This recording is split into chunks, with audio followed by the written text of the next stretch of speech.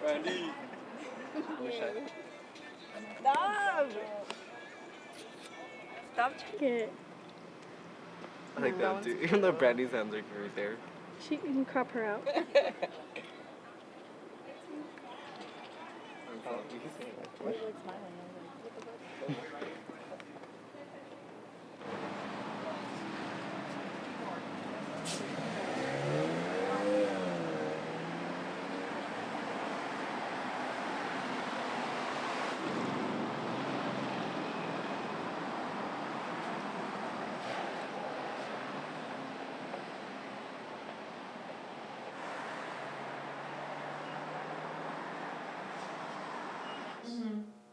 Well, you know what your problem is. You have beautiful cheekbones.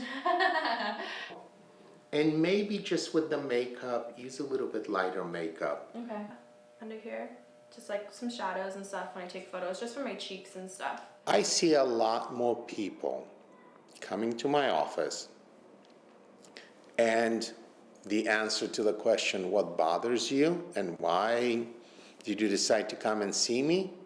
Surprisingly enough is, I saw a selfie of myself and I hated it and I have to fix it. And first few times I was taken back. I thought they were putting me on. I thought it was like something lighthearted and joking around. It was the truth. They really weren't happy how they looked in a selfie. And that instigated the whole trip to come and see me and see what they can do about it.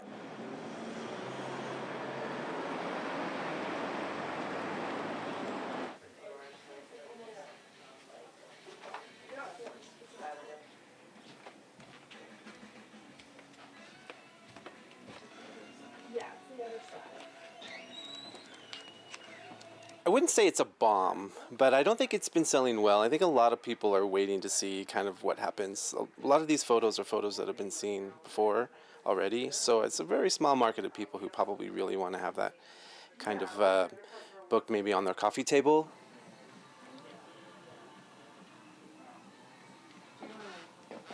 I think that it's kind of just become like our own brand through our Instagrams and our selfies and what we take pictures of and what we wear.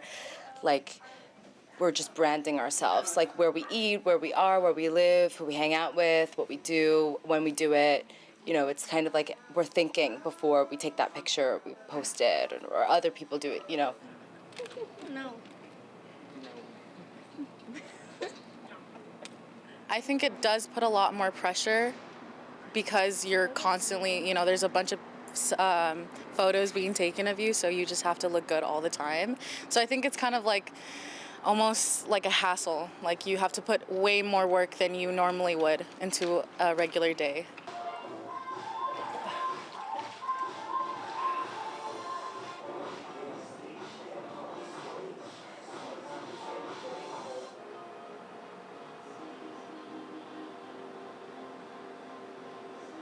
The personal celebrity, I think, is definitely a relevant thing that's happening through the era of social media.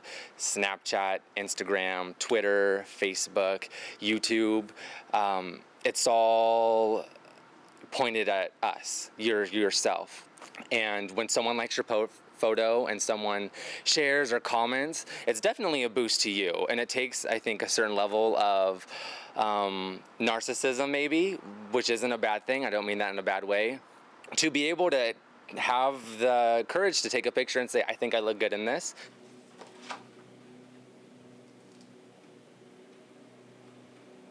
There was a time when we had different values, when we had broader values.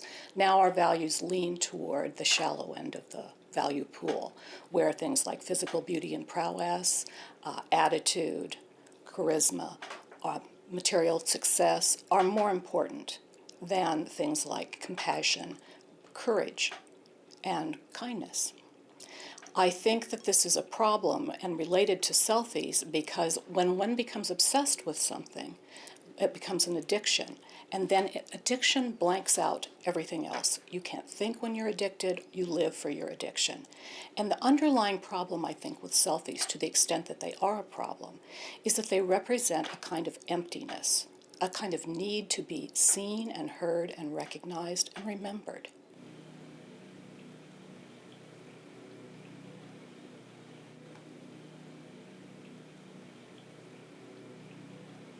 If you have a millennial that you're concerned about who's overly involved with selfies, the things that you need to look for are, do they have healthy balancing interests on the other side? Are they capable of empathy and caring for other people?